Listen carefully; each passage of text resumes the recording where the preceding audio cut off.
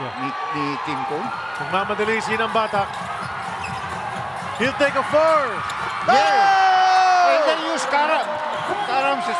The guy just shot over Karam. Take it away! And they did not use the timeout. They kept Karam in there. And then they did not use their timeout after the 4-point shot. And TNT is up by 1. And now Meralco will have 15 seconds to win this game.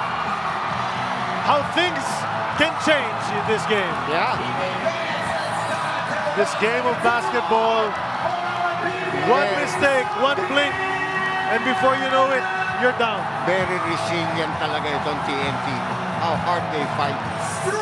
Para kang maagawan sa ilalim ng goal, which is the easy. But look at this. They have a small guy guarding ng bata. You know, and he just shot over him.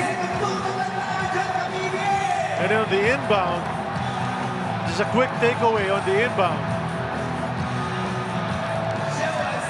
Yun, no? Crossover siya, nasundutan siya. That's 31 points para kay Heading.